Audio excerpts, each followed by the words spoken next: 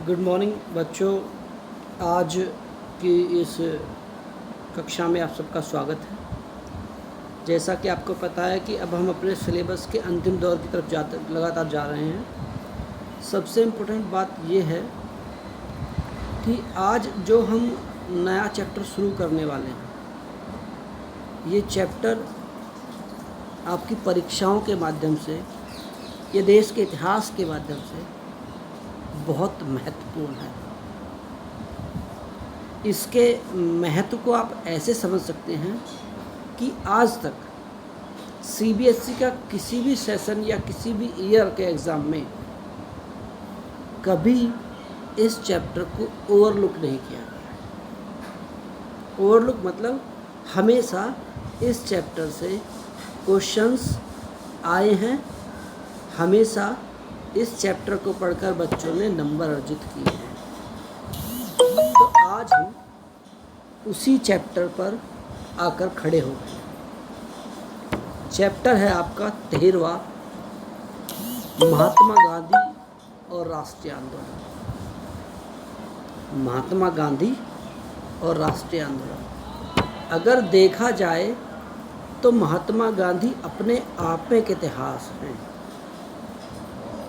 और जब उनका इनपुट और आउटपुट दोनों राष्ट्रीय आंदोलन से जोड़कर देखा जाता है तो इसके विस्तृत अध्ययन की आवश्यकता हमें दिखाई पड़ती है।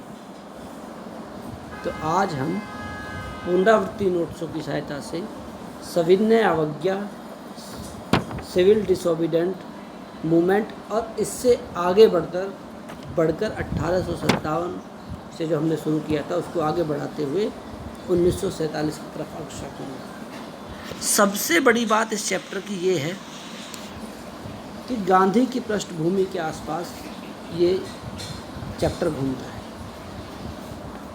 शुरू करने से पहले मैं आपको गांधी के बारे में एक बात बता देता हूँ कि महात्मा गांधी जो हैं इनको राष्ट्रपिता भी कहा जाता है। इनको महात्मा रविंद्रनाथ टैगोर ने कहा था और राष्ट्रपिता सुभाष चंद्र बोस ने। 2 अक्टूबर 1869 को पोरबंदर में इनका जन्म हुआ, जो गुजरात में है। अपनी राजकोट से शिक्षा ग्रहण करने के बाद ये विदेश चले गए। सबसे बड़ी बात यह है कि ये 1915 को वापस भारत आए। उससे पहले अफ्रीका में रहकर इन्होंने अंग्रेजी सरकार के खिलाफ सविनय मूवमेंट्स को चलाया था। इसलिए जब ये भारत आए तो ये बहुत वेल नोन नेम थे। हर आदमी इनको जानता था, हर आदमी इनके साथ काम करने के लिए उत्सुक था, क्योंकि इनका काम करने का तरीका पिछले काम करने वाले तरीके से बिल्कुल अलग था। इनका सबसे बड़ा हथियार था अहिंसा, नॉन वायलेंस। मतलब हम किसी को किसी भी तरह की क्षति नहीं पहुंचाएंगे। हम अब बात है कि हम क्षति नहीं पहुंचा रहे तो हम विरोध कैसे दर्ज करवा रहे हैं। तो विरोध यही तो खासियत है इस मूवमेंट की। तो विरोध दर्ज करवाने के तरीके हैं कि हम उनकी बात नहीं मानेंगे, हम इंग्लिश गवर्नमेंट या सरकार जो है उसकी बात नहीं मानेंगे, हम ऑफिस में काम नहीं करेंगे, हम उनका किसी भी लेवल पर सहयोग नहीं करेंगे, चाहे वो 4th क्लास लेवल पर हो या अपर क्लास लेवल पर हो, हम उनका सहयोग नहीं करेंगे। हम ऑफिसों में, दफ्तरों में उनके साथ नहीं खड़े होंगे या उनका काम नहीं करेंगे। हम वकालतों में, कॉलेजों में उन लोगों से नहीं पढ़ना चाहते हैं जो इंग्लिश कम्युनिटी को बिलोंग करते थे। इस तरह के मूवमेंट्स इन्होंने चलाए। बड़ी बात यह है कि बहुत सारे लोग इन मूवमेंट से जुड़े। जब भी मैं महात्मा गांधी को पढ़ता हूँ तो मुझे हमेशा ये देखने को मिलता है कि ऐसा क्या हुआ कि महात्मा गांधी के प्रयास सफलतम प्रयास रहे और दूसरे राजनेताओं या दूसरे जो क्रांतिकारी थे उनके प्रयास उस लेवल तक सफल नहीं हो सके जिस लेवल पर महात्मा गांधी पहुँचे। तो मुझे इसके पीछे एक ही चीज़ पता चलती है या एक ही चीज़ ज्ञात आती है कि वो है महात्मा गांधी ने अपने मोमेंट्स को, अपने आंदोलन को जन आंदोलन बना दिया। उन्होंने पूरे भारत को ब्रिटिश गवर्नमेंट के खिलाफ या उसके अगेंस्ट खड़ा कर दिया। बहुत बड़ी बात। अब से पहले बहुत सारे मूवमेंट हुए थे, गांधी जी से पहले बहुत सारे आंदोलन हुए थे, बहुत सारी क्रांतिकारी एक्टिविटीज़ हुई थी, लेकिन सबसे बड़ी सफलता ये थी कि इन्होंने सारे लोगों को, पूरे देश को, जवान, बूढ़े, बच्चे, औरतें, पढ़े लिखे, अनपढ़, किसान, साहूकार, सबको एक साथ खड़ा कर दिया। किसके खिलाफ? इंग्लिश गवर्नमेंट को। ये था असली महात्मा गांधी। यही तो अपने आप में महात्मा गांधी होना है। एक आदमी कुछ नहीं कर सकता, या 50 आदमी कुछ नहीं कर सकते थे, 500 नहीं कर सकते, 5000 नहीं कर सकते थे, लेकिन जब उन्होंने करोड़ों की संख्या में लोगों को खड़ा कर दिया तो British government was born to think what to do now, कि अब क्या करें। अब एक ही काम होगा कि इंडिया को फ्रीडम दी जाए, उसे फ्री कर दिया जाए। महात्मा गांधी का ये रूल है। अब देखो, अब मैं इनके बारे में आपको नोट्स बता देता हूँ। पहला है, 2 दशक विदेश में रहने के बाद 1915 में गांधी जी ने मातृभूमि वापस लौटने पर भारत को 1893 में अपेक्षाकृत भिन्न पाया। अब राजनीतिक रूप से अधिक सक्रिय हो चुका था। जब 1915 में भारत आए थे गांधी जी, तो उनके आने वाले दिन को जो जनवरी में पड़ता है उसको प्रवासी भारतीय दिवस भी बनाते हैं। जब गांधी जी गए थे और जब आए, इस 2 दशक के बीच में गांधी जी ने पाया कि अब भारतीय राजनीति पहली राजनीति से कहीं ज़्यादा सशक्त हो गई है। लोग अब इसमें हिस्सा लेने लगे हैं, लोग अपने अधिकारों के बारे में जानने लगे हैं, लोगों को ये पता चलने लगा है कि क्या सही है, क्या गलत है, हमारे साथ क्या हो रहा है, क्या ब्रिटिश कर रहे हैं, हमारे राइट्स क्या हैं, हम में क्या डिफरेंसेस हैं। हम उन डिफरेंसेस को महसूस आपको करा रहे हैं, लोग कर रहे हैं। बड़ी बात ये है।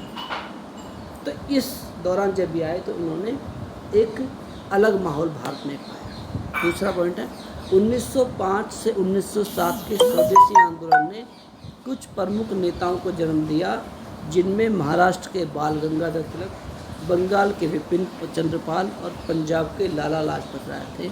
ये तीनों लाल, बाल और पाल के नाम से जाने जाते थे। जो 1905 में स्वदेशी आंदोलन हुआ था, उसके बाद स्वदेशी आंदोलन जो है कि हम सारी चीज़ों में स्वदेश को पहले रखेंगे, ये स्वदेशी आंदोलन।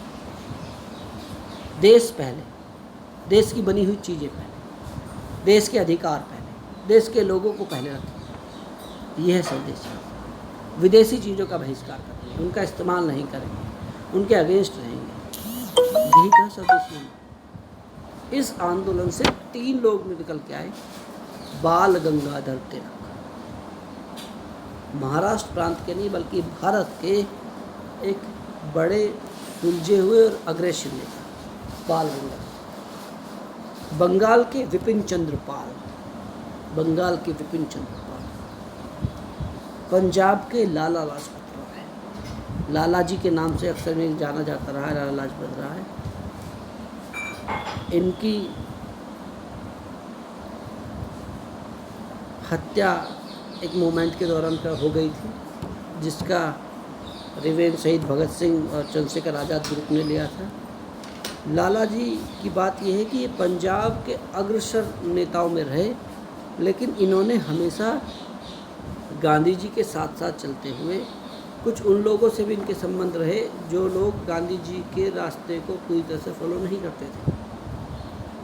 लेकिन अल्टीमेट गोल सबका एक ही था कि हमें आज़ादी चाहिए, हमें स्वशासन चाहिए, हमें अपनी स्वाधीनता चाहिए। ये एक अल्टीमेट गोल था, बेसिक रास्ते अलग थे। नेक्स्ट पॉइंट आता है, वर्ष 1917-18 में चंपारण, खेड़ा और अहमदाबाद में की गई पहल से गांधी जी एक राष्ट्रवादी के तौर पर उभर कर सामने आए, जिनमें गरीबों के लिए बेहद हमदर्दी थी। देखो ये होता है, एक बार ये होता है, गांधी जी उन लोगों से प्यार दर्शाया उन्होंने जिनकी संख्या भारत में 90% से ऊपर थी, और वो थी गरीबी। यहाँ 90% लोग गरीबी लाइन ऑफ पॉवर्टी लाइन से नीचे थे। गांधी जी ने उन लोगों से प्यार दर्शाया, उन लोगों का सहयोग प्राप्त किया। चंपारण, खेड़ा और अहमदाबाद, इन तीनों जगह पर महात्मा गांधी ने उन लोगों की लड़ाई लड़ी जो न साहूकार थे न बड़े व्यापारी थे, केवल मजदूर थे, किसान थे, मिलों में काम करने वाले थे। उनकी लड़ाई लड़ी। जब उन्होंने इनकी लड़ाई लड़ी तो पूरे देश में एक अलग ही माहौल बन गया कि हाँ, गरीबों की कहने वाला, गरीबों की सुनने वाला या गरीबों के लिए काम करने वाला भी कोई है तो वो व्यक्ति है महात्मा गांधी। और इनकी छवि एक राष्ट्रवादी नेता के रूप में उभर कर सामने आने लगी थी। रॉल्ट एक्ट के खिलाफ अभियान, दुकानें, स्कूल आदि का बंद होना, इस एक्ट का मतलब था न दलील, न पीर, न वकील। रॉल्ट एक्ट जब लागू ब्रिटिश गवर्नमेंट ने किया तो इसका विरोध पूरे देश में। रॉल्ट एक्ट क्या है? रॉल्ट एक्ट वो है कि अंग्रेजी गवर्नमेंट किसी भी व्यक्ति को शक के आधार पर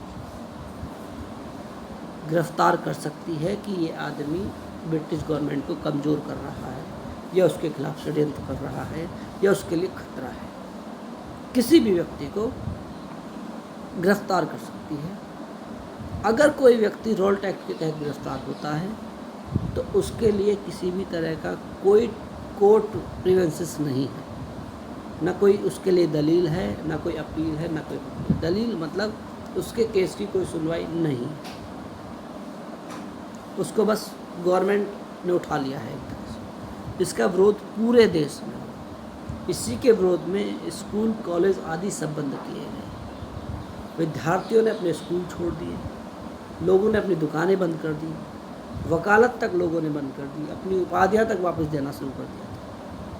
इसका व्यापक विरोध हुआ और गांधी जी ने इसमें व्यापक विरोध भी किया। 1919 13 अप्रैल, जलियांवाला बाग, अंग्रेज ब्रिगेडियर द्वारा राष्ट्रवादी सभा पर गोली चलाने का हुक्म और जलियांवाला बाग हत्याकांड 4 दिन।